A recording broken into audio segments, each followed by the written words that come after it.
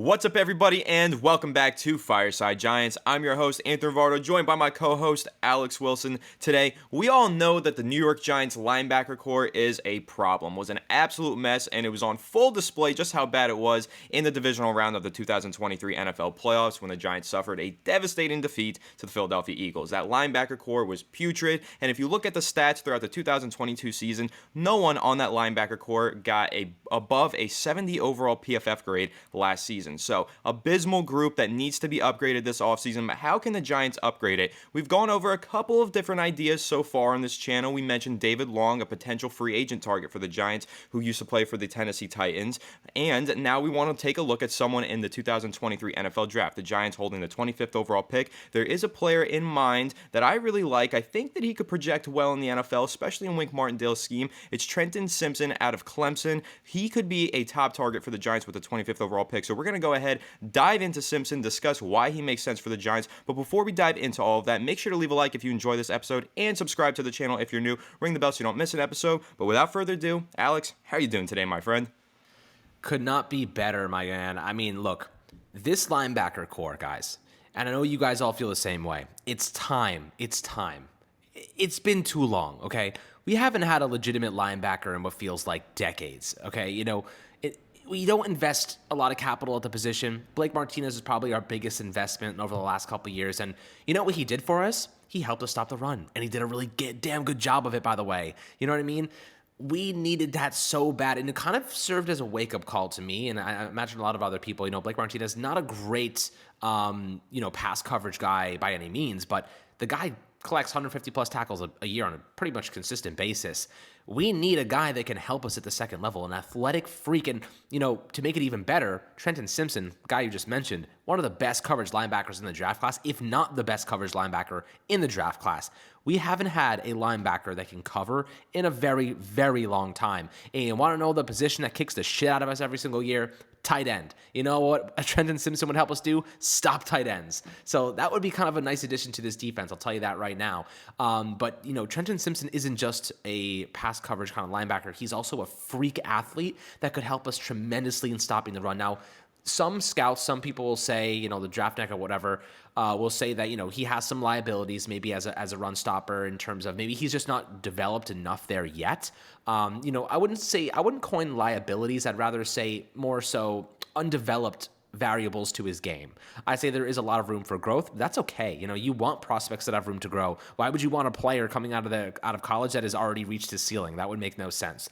You want a player that's freakishly athletic, already good at covering, and is super aggressive in the style of game that he plays. In fact, it sounds like he fits Wink Martindale's system pretty damn nicely the way that I'm describing him right now. And the Giants haven't invested a first-round pick in a linebacker in a very, very long time. So, as you can kind of tell, I'm advocating for this, but I'm really more so just presenting an argument for why it makes sense. I'd also be fine with them going with Jordan Addison, receiver out of USC, obviously dominated at Pittsburgh as well. We've talked about, we're going to talk about Quentin Johnson. We've talked about Zay Flowers, Jackson Smith and Jiba.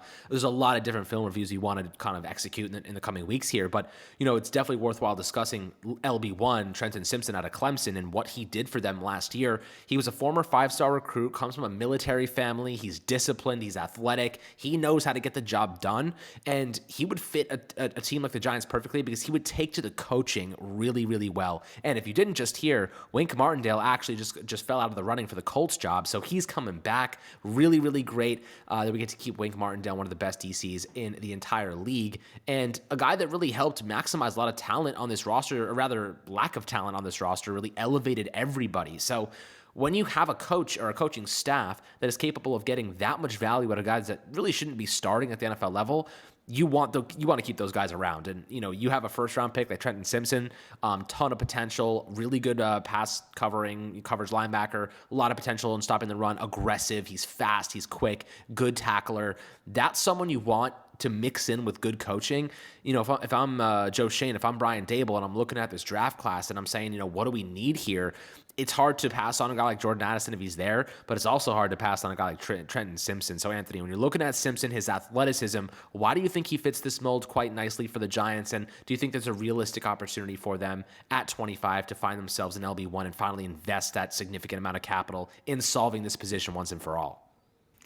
Well, yeah, like you said, it's been a really long time since the Giants have invested in this position. They haven't drafted a linebacker in the first round of the draft since 1984, I believe it was, with Carl Banks. So that's a mind blowing statistic to me. All of the draft swings and misses that the Giants have taken over the years, but they've just completely ignored the linebacker position through the first round of the draft for 30 years now. Bizarre to me. But why does he make sense for the New York Giants? Well, there's a couple reasons why. Trenton Simpson is an uber athlete. He's super athletic, and he has actually the ability to run a sub 4.4 second 40-yard dash. That's what he's projected to do. Some people are saying he could run a 4.36 at 6'3", 240 pounds in the NFL scouting combine next month. That is mind-blowing. When you talk about athleticism from the linebacker standpoint, all of the NFL teams are searching for a guy who moves like that at that size for that position. So really what you have here with Trenton Simpson is a project player. He's not necessarily a fully developed NFL-ready linebacker who's going to step in and just be an instant impact guy, unless you use him properly, which I trust Wink Martindale to do. But what you're really drafting in Trenton Simpson is a guy who has the potential to do anything for your defense, limitless potential with that type of size, that type of athleticism, and the experience playing for Clemson and pro-style defense and a real great team that just churns out elite NFL prospects. I mean, Trenton Simpson has a whole background of just, impressive athleticism and great production. He was a 2-year starter for Clemson, and if you take a look at his career history, it took him a while to get to that off-ball linebacker position. It's interesting looking at it because he used to play a little bit on the edge, and he was more of an outside linebacker in a 4-3 scheme, so he wasn't really playing between the tackles. But in his final season in college, 2022, he did move between the tackles, and he was really impressive, not only as a coverage linebacker, but he did make a lot of plays in the running game, and one of the things about him is that he's super powerful and blows up blockers. He's got the ability to run through blocks. In fact, I was reading on the Draft Network, they said that his ability to run through blocks is bar none out of any of the linebacker prospects in this year's class. Trenton Simpson blows up blockers like it's nobody's business, and that's what Wink Martindale will love to hear. I mean, when you look at Wink Martindale and the way that his defensive scheme plays, so aggressive. The most aggressive scheme in the NFL. They love to blitz a lot. They love to send their linebackers on blitzes. So when you're taking a really athletic guy like Trenton Simpson and throwing him into this defensive scheme, you know you're going to see him on a lot of disguised blitzes, and that sounds really exciting to me. So when you ask me, Alex, how does he fit with Wink Martindale's scheme? Well, I think that he's got the tools and the skill set to become a great run defender, but off the bat, day one, Wink Martindale would love to throw this guy out there on some really creative blitz packages because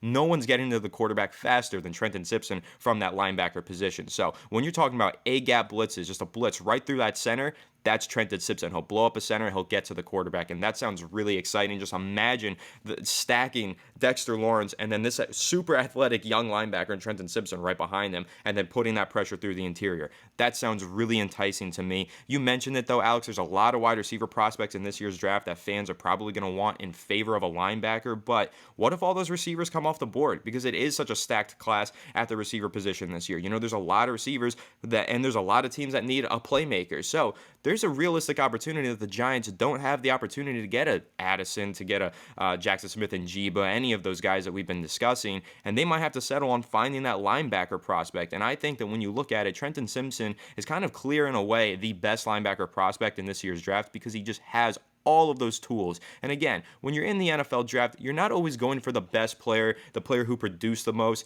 What's the name of that one player? He played for the Ravens, Alex. You might remember his name. He had the most sacks in college football history, but he did nothing in the NFL, and he was a 4th-round draft pick.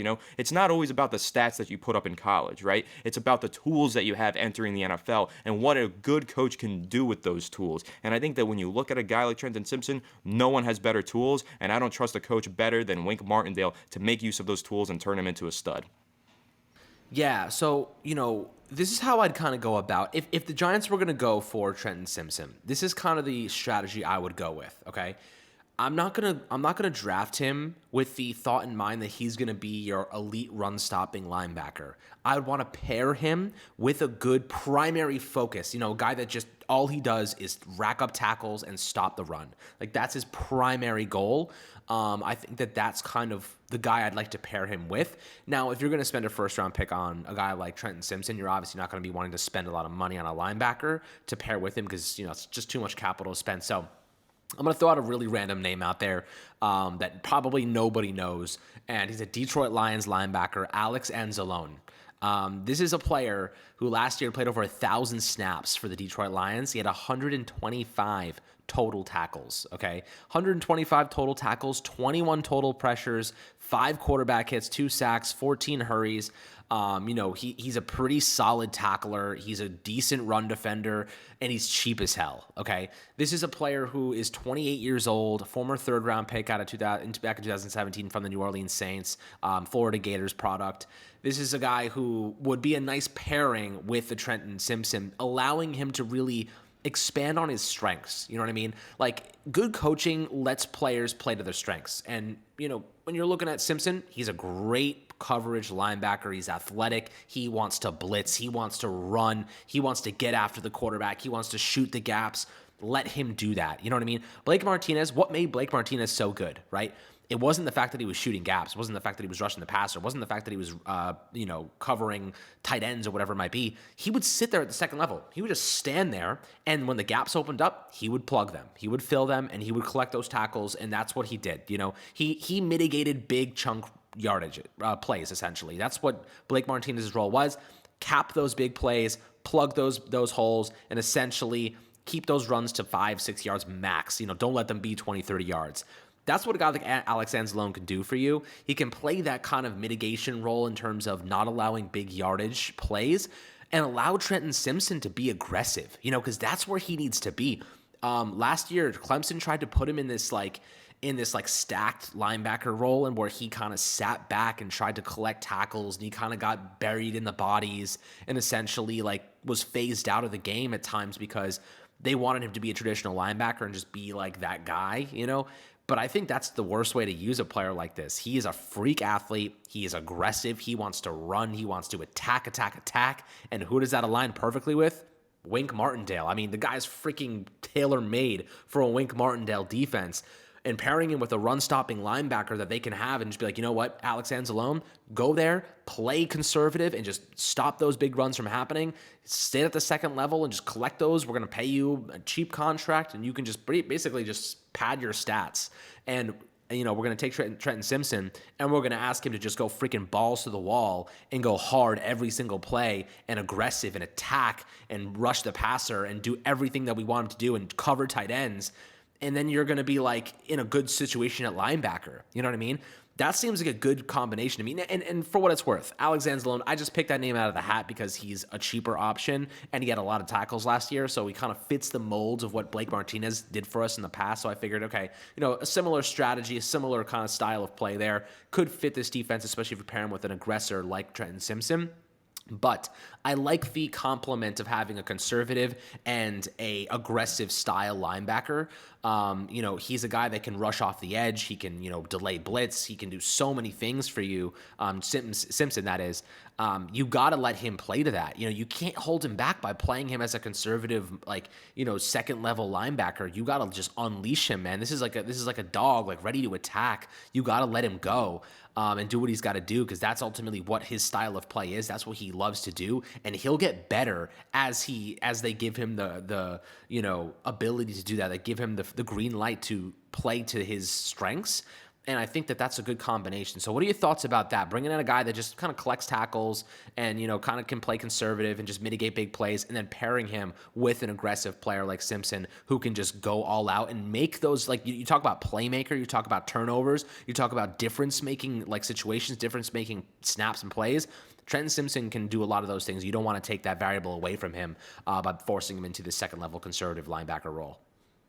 No, you don't at all. I don't think that's where Trenton Simpson fits in an NFL defense. I think that when you look at Simpson, this is a guy who you want to primarily throw into coverage and then have him be that aggressive, head-bashing player across the middle of the field. You want him to just let loose at all times and be kind of a wild man over the middle of the field. Develop his skills, rein him in, make him a better run defender as time goes on. But off the bat, I think Trenton Simpson does go out there and play that really aggressive, blitz-heavy and coverage-heavy linebacker role that you just mentioned. And yes, I would love to see the Giants to not just bring in one linebacker. Like if they go ahead and they draft Trenton Simpson, it shouldn't end there. They do need to bring in another guy who's a run stopper, an enforcer in the middle of the field, because when running backs were getting to the second level against the Giants last season, well, Jalen Smith was missing those tackles. Landon Collins wasn't there in time. There was so many big chunk plays being given up at that second level and calling upon the third level to make the stops, those safeties on the back end. That's what the Giants need to mitigate, right? They need to stop having their third level be the run defenders. That second level is where the job needs to get done. A lot of the times you'll see Dexter Lawrence, Leonard Williams do the right thing, move a lineman out, open a gap for the linebacker to get there. But Jalen Smith, again, would just miss a lot of tackles and not get the play made. So when you have a guy like Trenton Simpson, you kind of run the risk that he also misses some of those tackles, doesn't get that play made. But if you do pair him with a real enforcer in the middle of the field, just a run defender, maybe a guy who's a little flat-footed, not the best in coverage, not super athletic, but you know that he's good at reading an offensive line and plugging those gaps, that's what you need to do. So the Giants going into free agency this offseason, I want them to target some sort of run defending linebacker, a guy who just stands in the middle of the field and makes those plays, creates those tackles for loss and everything like that. But then they also do need to get a more athletic guy, because if you look at that linebacker position that we just had, that group that we just had in 2022, not a lot of athleticism in there. There was Tay Crowder was arguably your most athletic player, but he was just so bad in run defense that he didn't catch on and he got cut midseason. But those other guys, Landon Collins at this stage in his career, not the most athletic player. Jalen Smith, evidently not the most athletic player. I think that was abundantly clear. And then Gerard Davis, also not much of an athlete, too much of a run defender and enforcer, and didn't provide much of anything in coverage for the Giants. So they do need to find a way to get more of a coverage linebacker. Stop asking their safeties to drop into the box all the time, because really, how do you maximize the skill set of those guys like Julian Love and Xavier McKinney? Well, you don't ask them to play linebacker 90% of the time, right? When you're always asking these guys to drop into the box and play a different position, well, then what happens to your safety position? What happens to your linebacker position when safeties are playing linebacker for you because you don't have linebacker talent? Again, it's a major point of emphasis for the Giants this offseason. They need to find some linebacker talent so they don't have to keep asking Xavier McKinney and these other guys to drop down into the box and play that position for them. So I think that one of those things, though, with Trenton Simpson is we talked a lot when we were entering that postseason about, okay, so who ends up covering Dallas Goedert, who ends up covering TJ Hockenson, right? TJ Hockenson ended up going for over 100 yards in that postseason game. Giants pulled off the win anyway, but do you think that happens if the Giants have a Trenton Simpson out there to cover TJ Hockenson? I don't think so. I think that he's got that coverage ability. He's got that athleticism where if Kirk Cousins is trying to dump it off for 5 yards in the middle of the field, Trenton Simpson has the speed to go over there and break that up, or maybe even pick it off. Now, I understand Xavier McKinney did a great job against TJ Hockenson. He made the game-winning tackle on Hockenson in the flat, but I don't necessarily want to rely on our safety dropping into the box at all times to stop those tight ends, because then you're sacrificing some talent on your back end. So the Giants need to find that linebacker who can cover some tight ends like Hockenson. And that, to me, if you're looking in the first round of this year's draft, it is Trenton Simpson. He is the player that could step in there. He has the athleticism to go ahead and cover some tight ends and especially some running backs on the screens. I just watched this clip, Alex, where Clemson they were exposed by a screenplay, right? Like this looked like it was going to be a 30, 40-yard gain down the right sideline. Trenton Simpson, like a heat-seeking missile, came out of nowhere, made the tackle for loss. And I was like, wow, okay, that type of athleticism, the Giants do not have that on their defense. Nowhere on the field have you seen a play like that where a linebacker goes from the left hash all the way to the right sideline and makes a tackle for loss on a screenplay. Show me that clip, because it doesn't exist on the New York Giants defense right now. So Trenton Simpson, that's the difference that he makes for you. He provides that athleticism and coverage in the middle of the field that the Giants currently do not have, and he's got all the tools and everything that he needs to one day become a really solid run defender as well. Just let Wink Martindale get his hands on this guy and watch him turn into the next Patrick Queen or name your pick. Absolutely. I mean, look, I'm going to throw one last point out there before we wrap this episode up, and it's actually regarding the Ravens. Do you know how much better their defense got when they traded for Roquan Smith? I'm sure it got a lot better. It didn't just get a lot better. It became one of the best defenses in football overnight.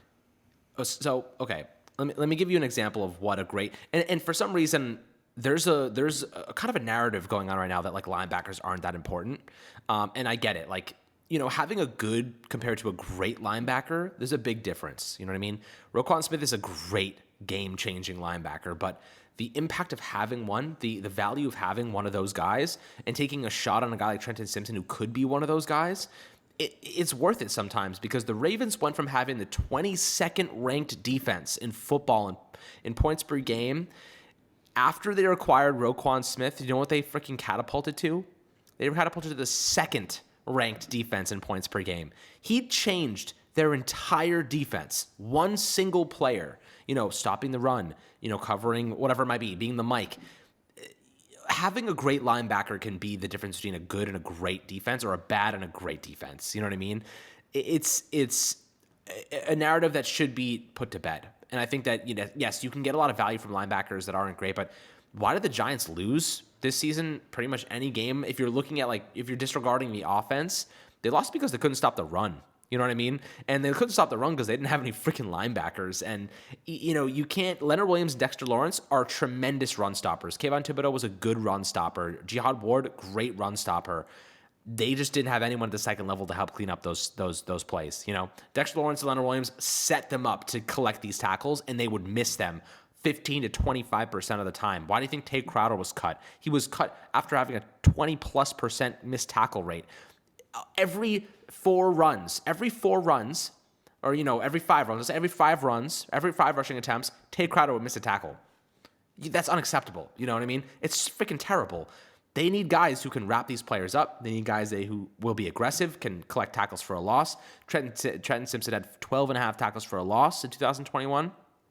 This guy's, someone who can change the course of a game in the blink of an eye. The Giants need more players like that. So if they go with him at 25, am I going to be upset? Absolutely not. If they go with the top cornerback, absolutely not. I'm not going to be upset. If they go with Jordan Addison, not going to be upset at all. Now, they may go with the best player available approach, and that's totally possible. But I think that right now there are some key positions and some great players that will be up for the taking. I imagine you agree with that, right? No, I totally agree with that. And I just want to say, to your point about, what an elite linebacker can do for you, I think that there's a distinction between an elite run defending linebacker and the value that they have, and then an elite linebacker who provides you something in coverage. Because look at the measurables for a guy like Trenton Simpson, 6'3", 230 pounds of pure muscle. Now look at a guy like Fred Warner of the San Francisco 49ers. What do you think his measurables are? 6'3", 230 pounds of pure muscle. They're the exact same build. And why is Fred Warner so great? Because he's not just your prototypical run defending linebacker, he's an elite coverage guy. He's got uber athleticism that allows him to cover all tight ends and really make a difference at all 3 levels of the field. He even goes 20 yards deep and makes some plays in coverage sometimes. So when you have a guy like Trenton Simpson, you're not asking him to get into that Blake Martinez mold, as you mentioned, Alex. You're asking him to play that Fred Warner role that revolutionizes your defense. I mean, look at the way that the game has changed, and some of these really athletic linebackers have stepped into the league, like a Fred Warner, like a Roquan Smith. These guys might be a little undersized. They might not be those big, burly,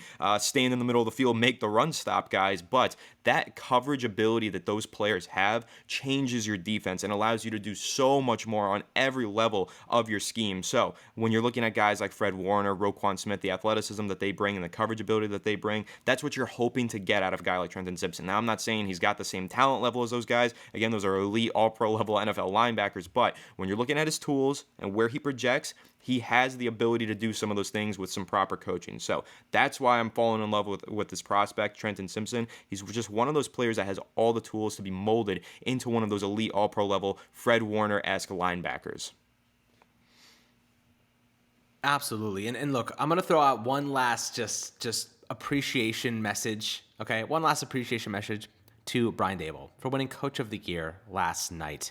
Thank you, Brian Daboll. Thank you for bringing respect and honor back to this freaking team. Years, if you've been with us for the last 3 years, my friends, this has been absolute pain, okay? Being a fan sucks enough. Recording an episode every day, and if you guys have been with us for that long, we record every freaking day about this team. It has sucked a lot. This last year has been so much fun, and we have so much fun with you guys, and we are so excited to really continue enjoying the success and the future of this team and the positivity. And if you go on social media, you're going to find hostility, But here, we're all about positivity, optimism. You know, some comments may not be that way, but that's okay. We don't give a shit. At the end of the day, we're here to have fun. We're here to talk about the team that we love. And yes, we love the freaking hell out of the New York Giants, and we want them to be the best team in football year in and year out. We want to have a dynasty. And that's what I mentioned on the episode a couple days ago, is that having a long-term success, a dynasty, is better than having the situation the Rams are going through right now, where they're falling apart at the seams, and their coach may go to freaking Thailand because he doesn't know what to do right now, and they don't know what's going to happen in the future. Matthew Stafford's elbow is disappearing like dust. So, you know, at the end of the day, I really feel excited about, you know, the future of this squad, what we have, the talent, the cornerstone pieces, and everything that, you know, we've kind of contributed to this community. And we appreciate the hell out of you guys for helping us build it. And we are really excited for the future that is upcoming in the next couple of weeks as we continue to build the foundation of this team and really support Brian Dable and Joe Schoen. So big shout out to Brian Dable for winning Coach of the Year. As always, my friends, make sure to like and subscribe. Big importance to us, and make sure to hit that little bell or whatever the hell that thing is that Anthony mentioned before. Bing! Exactly, the little bell thing. And we'll catch you guys on the next Fireside Giants episode.